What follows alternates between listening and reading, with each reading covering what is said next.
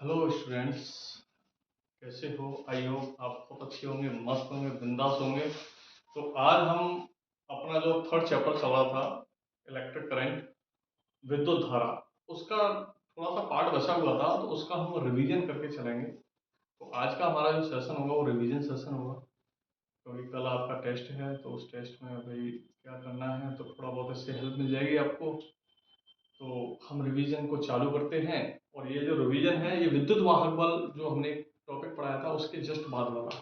ठीक है, तो देखेंगे भाई, यहाँ पर हम देख रहे हैं कि केस फर्स्ट, जब सेल निरावेशित हो, जब सेल कैसा हो, निरावेशित होता है, तब सेल के सिरों पर जो टर्मिनल उड़ता है या जो विद्युत वाहक बल है, इनमें क्या संबंध होता है।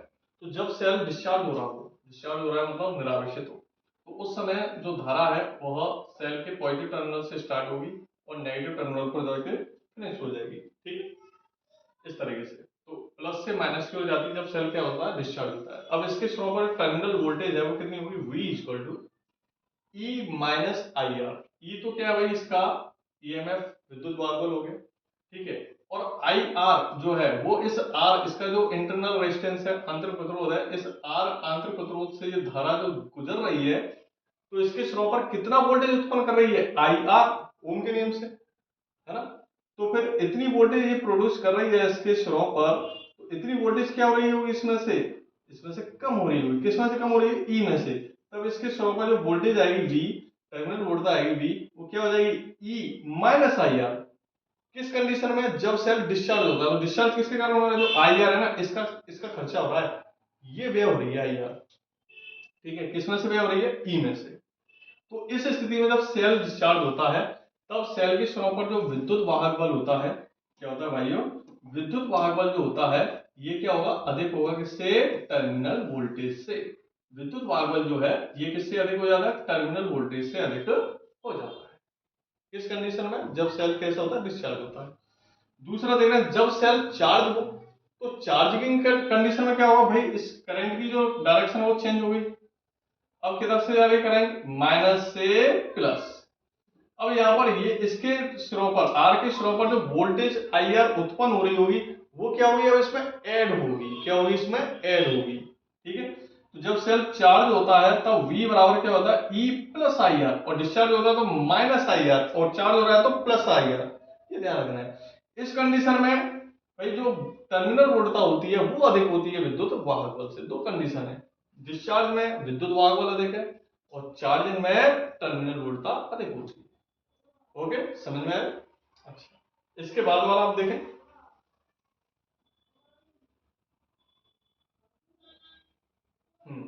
अब इसके बाद वाली कंडीशन में हम देख रहे हैं सेलों का संयोजन। सेलों का संयोजन, सेल दो प्रकार का होता है, मतलब सेलों का संयोजन जो है वो दो प्रकार का है। एक तो होता है श्रेणी क्रम संयोजन और एक होता है समांतर क्रम संयोजन। श्रेणी क्रम संयोजन क्या होगा भाई, ये जो सेल है इसका जो नेगेटिव टर्मिनल है वो अगले वाले सेल के पॉजिटिव टर्मिनल से जुड़ा हुआ है। मतलब विपरीत ध्रुवता वाले, मतलब किसी सेल का जो विपरीत ध्रुव है वो अगले सेल के उस मतलब किसी भी सेल का जो एक टर्मिनल है वो अगले वाले सेल के विपरीत ध्रुवता वाले टर्मिनल से जुड़ा हो, तो इस प्रकार के संयोजन को बोलेंगे हम श्रेणी क्रम संयोजन। या फिर डायरेक्टली सिंपल वे में कह सकते हैं कि इसका नेगेटिव इसके पॉजिटिव से जुड़ा हो। ठीक है, और यही प्रोसेस चलती रहे तो इसको बोलेंगे श्रेणी क्रम संयोजन। इस श्रेणी क्रम संयोजन में भाई जो करंट होता है वो क्या रहता है, एक समान रहता है। पूरे सर्किट में जो करंट है वो क्या रहेगा, एक समान रहेगा। ठीक है, जबकि जो वोल्टेज है वो क्या रहेगी, डिफरेंस रहेगी, मतलब अलग अलग रहेगी। ठीक है, तो हम देख रहे हैं श्रेणी क्रम संयोजन। तो ए और बी के मध्य टर्मिनल वोल्टता क्या होगी, ए और बी के मध्य। तो अभी फॉर्मूला देखा था, ये डिस्चार्ज हो रहे हैं सभी से, क्या हो रहा है, डिस्चार्ज। तो ए और बी के बाद टर्मिनल वोल्टता क्या होगी, ए और बी के बाद टर्मिनल वोल्टता, तो ये होगी V A B. A B के बिटवीन देख रहे हैं हम, V A B equal to, इसके सिरों पर कितना विद्युत वाहक ई वन, और कितनी इसमें से करंट फ्लो हो रही है, आई, और किसके सिरों पर, आर वन के सिरों पर। तो फॉर्मूला क्या बन जाएगा, इक्वेशन क्या बन जाएगी, V A B equal to E one minus I R one, ये हो जाएगी। फिर हम देखें बी सी के मध्य, तो बी सी के मध्य क्या हो जाएगा, V B C equal to, इसके सिरों पर विद्युत वाहक ई टू, और इसके सिरों पर वोल्टेज कितनी उत्पन्न हो रही है, आई आर टू, तो ये हो जाएगा E two minus I R two, ये हो जाएगा। तब ए व सी के मध्य कुल टर्मिनल वोल्टता, ए और सी के मध्य कुल टर्मिनल वोल्टता क्या होगी, इसकी और इसकी ऐड हो जाएगी।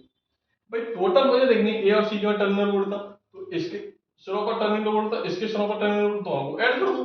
क्या करना है, ऐड करना है। तो देखो VAC equal to VAB plus VPC, add कर दिया हमने। तो VAB कितना है भाई, E1 माइनस IR1, ये रख दिया हमने। VBC कितना है, E2 माइनस IR2, ये रख दिया हमने। ओके, अब E1 और E2 इनको साथ ले लिया, E1 प्लस E2। यहाँ पर क्या माइनस IR1 और माइनस IR2, इन दोनों को हमने साथ ले लिया, माइनस IR1 माइनस IR2। इन दोनों से कॉमन क्या जा रहा है भाइयों, माइनस I कॉमन जा रहा है। क्या बच रहा है इधर, R1 प्लस R2। ये VAC equal to E1 plus E2 minus I R1 plus R2, ये हो रहा है। इसको दे रहे हैं हम फर्स्ट इक्वेशन। क्या दे रहे हैं, फर्स्ट इक्वेशन। अब भाई ये पूरा पूरा सर्किट है अपने पास, इस पूरे सर्किट का तुल्य विद्युत वाहक क्या है, पूरे सर्किट में जितने भी सेल हैं उस इन सभी सेलों का एक सेल मान लेते हैं। इन सभी सेलों को जोड़कर हम क्या मान लेते हैं, एक सेल मान लेते हैं। ये रहा भाई, इन सभी आंतरिक प्रतिरोधों को जोड़कर हम कोई एक आंतरिक प्रतिरोध मान लेते हैं। ये रहा भाई, है ना। इसमें बहने वाली धारा क्या है, आई है। तो फिर इस सेल का, इस पूरे संयुग्म का तुल्य विद्युत वाहक क्या होगा, ई इक्विवेलेंट होगा। आंतरिक प्रतिरोध क्या हो जाएगा, आर इक्विवेलेंट हो जाएगा। धारा क्या बह रही है इसमें, स्मॉल I1 की धारा बह रही है इसमें। तो फिर देखें ए और सी के मध्य तुल्य टर्मिनल वोल्टता क्या होगी। तो VAC इक्वल टू ये हो जाएगी E इक्विवेलेंट इसके सिरों पर minus IR equivalent, minus IR equivalent, वही डिस्चार्ज वाली कंडीशन। ठीक है, ये सेकंड इक्वेशन, ये फर्स्ट इक्वेशन हो गया। तो हम इसमें फर्स्ट और सेकंड इक्वेशन से करेंगे अब तुलना, कंपेयर करेंगे हम। ठीक है, तो समीकरण फर्स्ट व सेकंड की तुलना से। तो भाई ये E इक्विवेलेंट किसके इक्वल हो जाएगा, E1 प्लस E2 के इक्वल हो गया। R इक्विवेलेंट किसके इक्वल हो गया, R1 प्लस R2 के इक्वल हो गया। तो I इक्वल टू क्या होता है formula, E equivalent upon R plus R equivalent. इसमें वैल्यू रख दी E इक्विवेलेंट की E1 plus E2, R equivalent की वैल्यू रख दी R1 plus R2। Very simple, समझ में आया। ओके, हाँ भाई, अब हम चल रहे हैं सेलों का समांतर क्रम संयोजन। इसको चल रहे हैं सेलों के समांतर क्रम संयोजन। ये क्या होता है, सेलों का ऐसा संयोजन जिसमें प्रत्येक सेल का पॉजिटिव टर्मिनल किसी एक बिंदु से, नेगेटिव टर्मिनल किसी दूसरे बिंदु से जुड़ा हो। इस प्रकार के संयोजन को हम क्या बोलेंगे, समांतर क्रम संयोजन। तो देखिए ये सेल है E1, ये सेल है E2। तो इस सेल का पॉजिटिव टर्मिनल और इस सेल का भी पॉजिटिव टर्मिनल, ये दोनों टर्मिनल आपको कहां मिलते हुए दिखाई दे रहे हैं, किसी एक बिंदु A पर मिलते हुए दिखाई दे रहे हैं। तो प्रत्येक सेल का पॉजिटिव टर्मिनल किसी एक बिंदु से। अब इसका देखिए, इसका नेगेटिव, इसका नेगेटिव, ये किस पर दिखाई दे रहा है आपको, बी टर्मिनल पर जाते हुए दिखाई दे रहा है। ये किसी दूसरे बिंदु से जुड़ा हो। तो प्रत्येक सेल का पॉजिटिव टर्मिनल किसी एक बिंदु से एंड नेगेटिव टर्मिनल जो है वो किसी दूसरे बिंदु से जुड़ा हो, तो इस प्रकार के संयोजन को बोलेंगे समांतर क्रम संयोजन। इस संयोजन की खास विशेषता यह है कि प्रत्येक सेल पर जो टर्मिनल वोल्टेज होगी वह बिल्कुल बराबर होगी। प्रत्येक सेल की टर्मिनल वोल्टता क्या होगी, इक्वल होगी, बराबर होगी। लेकिन इनमें जो करंट फ्लो हो रहा है वो क्या होगा, अलग अलग होगा। ठीक है, समांतर क्रम संयोजन में क्या विशेषता है भाई, इनके सिरों पर जो टर्मिनल वोल्टेज होती है वो क्या होती है, बिल्कुल इक्वल होती है। प्रत्येक सेल पर क्या होगी, बराबर होगी। जबकि जो करंट है वो क्या होगा, अलग। ये देखिए इसमें करंट क्या है I1, इसमें करंट क्या है I2। ठीक है, जबकि वोल्टेज क्या होगी इन पर, इक्वल होगी।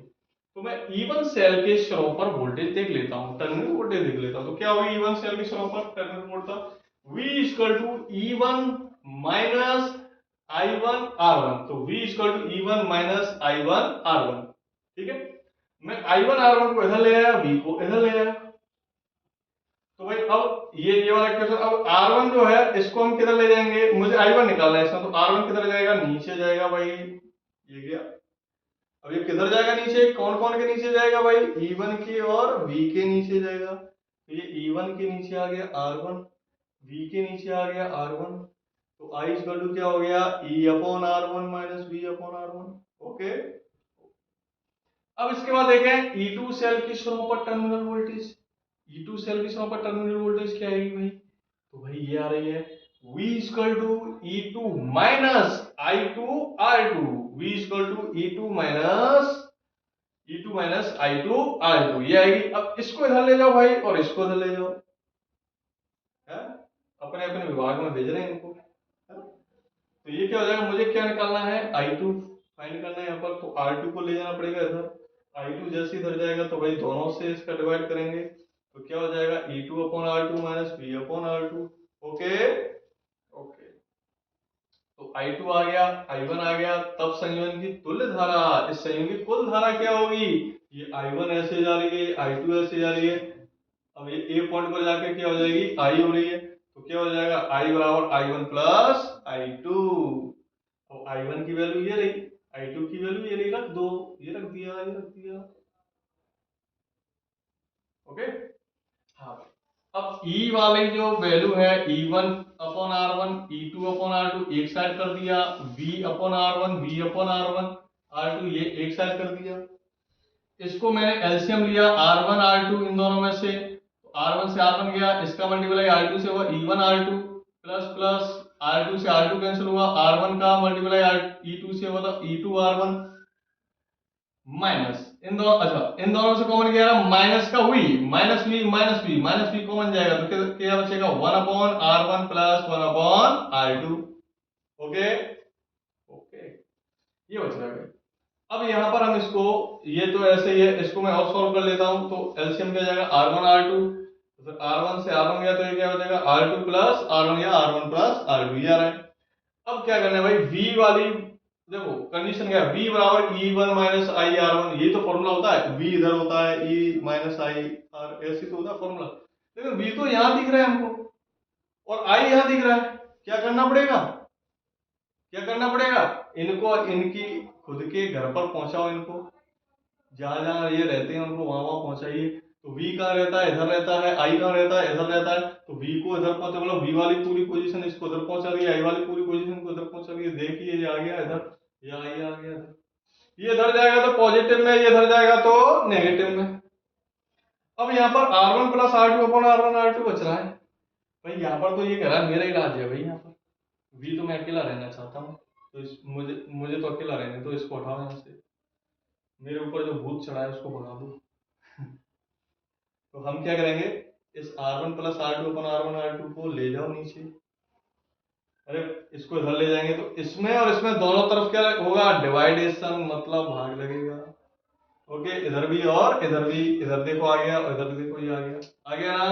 ओके, अब R1 R2 से R1 R2 खत्म, क्या बच रहा है, ये बच रहा है भाई, ये आ गया, ये पलट जाएगा भाई,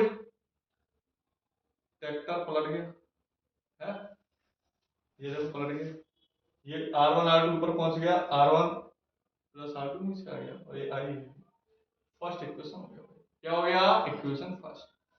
यदि संयोजन का तुल्य विद्युत वाहक इक्विवेलेंट, इस पूरे संयोजन का तुल्य विद्युत वाहक इक्विवेलेंट और आंतरिक आर इक्विवेलेंट में बहने वाली धारा I है, तब टर्मिनल वोल्टेज क्या होगी इसके सिरों पर, क्या हो जाएगी V equal to equivalent minus I R equivalent. तो समी का सेकंड और समी का फर्स्ट और सेकंड की करेंगे तुलना, क्या करेंगे तुलना, तो इक्विवेलेंट किसके इक्वल है, इसके इक्वल होगा, देखो V V E E I I R R है क्या नहीं, तो इक्विवेलेंट किसके इक्वल हो जाएगा, इसके इक्वल हो जाएगा, तो ये आ गया भाई, आर इक्विवेलेंट किसके इक्वल हो जाएगा, इसके इक्वल हो गया, ये आ गया भाई।